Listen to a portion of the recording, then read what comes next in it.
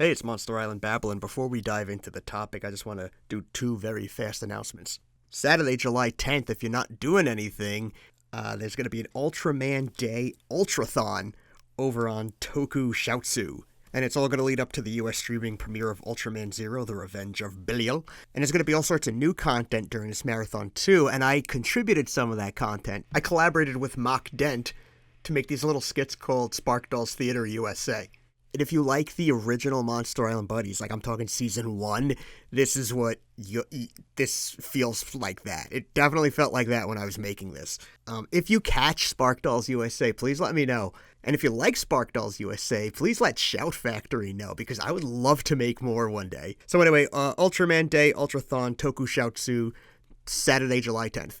The other announcement is Kaiju Days. If you find yourself in Orlando Park, Illinois, there's going to be a mini-con July 16th to 18th with a couple of great kaiju vendors teaming up and just providing a mini mall, a little pop-up mall.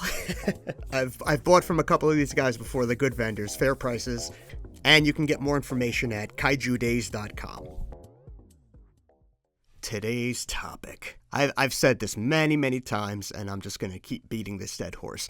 It is impossible to make somebody understand how hyped the Godzilla 1998 movie was at the time if they weren't there to see it. There was more promotion put into Godzilla 1998 than you see put into Star Wars movies today or Marvel movies today. You couldn't live in America, you couldn't live in the world and not know that there was a Godzilla movie coming. And this started over a year before the movie actually dropped. This was a long time brewing. But this hype is not just like internet chatter. I'm not saying like Godzilla 1998 was like trending, because that's not how culture was at the time. It was just word of mouth, and you couldn't turn on a TV without seeing something about Godzilla. You couldn't go to a store without seeing something about Godzilla. The license was everywhere. And here's the thing, regardless of how you feel about Godzilla 1998, the movie, if it's a guilty pleasure, if it's fun, if it's a good movie, just not a good Godzilla movie, whatever you think, the fact is it couldn't match the level of hype it had built for over a year before its premiere. The same thing would happen with Star Wars Phantom Menace the very next year. Almost no movie could match that hype. Like, you would have to be Avengers Endgame to match the hype level. I've said it before, I work in marketing and advertising, and I like to think of things from the marketing side of view and think about, like, hindsight's 20/20, but looking back, what could have been the issue? I don't think the issue was the movie. The Godzilla movie, it's no Jurassic Park. It's more like the 90s Flintstones movie. Some people liked it, some people didn't like it. But historically, Godzilla 1998 is considered such a bigger failure. And I'm not going to say it's because it was overhyped, but it does have to do with how it was marketed and presented.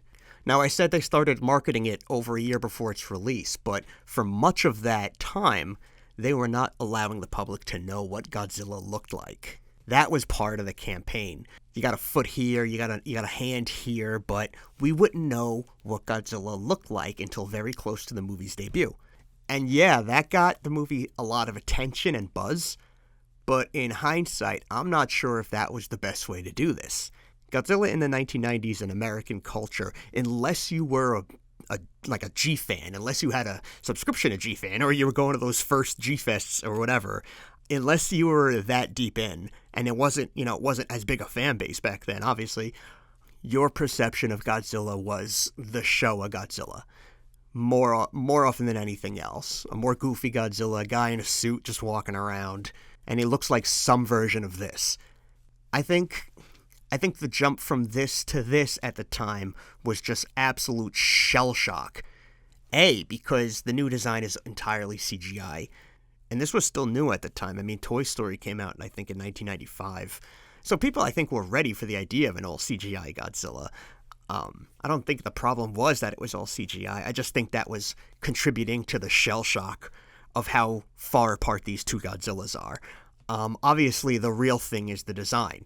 Nobody had ever seen a Godzilla that looked like this before. And a lot of people, myself included, immediately rejected it. I was a Godzilla fan then, and I didn't see the movie in the theaters. because I could not drum up any enthusiasm for it. And then when I finally watched it on its VHS release, I was bored. I was waiting for it to end. And one of the earliest nicknames this Godzilla got was the Geno, Godzilla in name only. And this Godzilla was like totally different. There's nothing in this movie to anchor a person to this being Godzilla. It's not like he doesn't fight another monster. He doesn't fight a tri-star version of Rodan. He doesn't roar like Godzilla. He maybe breathes fire. It was always hard to tell. He runs. He can outrun missiles. He eats fish. There wasn't just no similarities besides the name to anchor people to the Godzilla they understood. And even to this day, apologists of the movie might say this is a great movie, it's just not a great Godzilla movie. Take away that this is supposed to be Godzilla and it's not that bad. And maybe that's right. But here's what I was wrong about this whole time. Now, I hate the Godzilla 1998 movie for a lot of reasons. It was part of a bigger problem happening in Hollywood at the time, and it's evident with other movies that were coming out around this time. So here's what I was wrong about. And this isn't a new revelation. I came to this revelation a few years ago. But by rejecting the entire Godzilla 1998 movie back then, I threw out the baby with the bathwater. I did not watch the Godzilla, the series, when it came out. So I missed out on this Godzilla as a character, as a design. I missed out on its redemption until much later on when I finally watched the series and realized it was very good. That a Godzilla that can look like this and just be faster and burrow and swim at great speeds, that it can be a pretty cool interpretation and be used for some good storytelling. And here's the thing, now in recent years, we've been throwing in some hella crazy interpretations of Godzilla, from Shin Godzilla to Singular Point. Even Legendary, while closer to the Showa Godzilla we know, is still not anywhere near Showa Godzilla.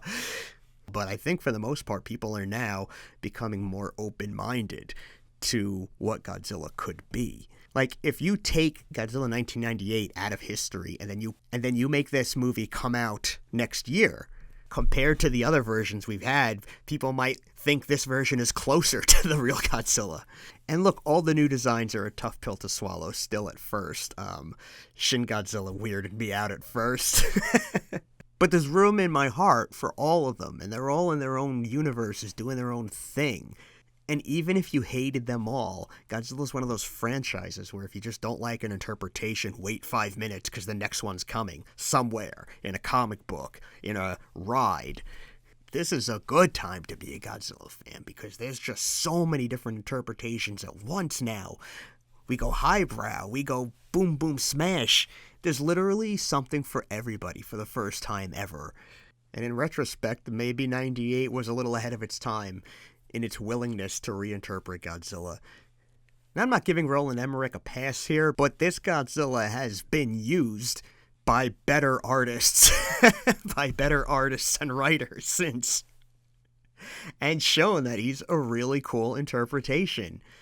So I'm in such a weird place with Godzilla 1998 because I hate the movie, but I love the merch, and now I do love this Godzilla. And that's a big change of heart for me that over the last couple of decades. That's a big swing. Maybe it comes with being older and wiser.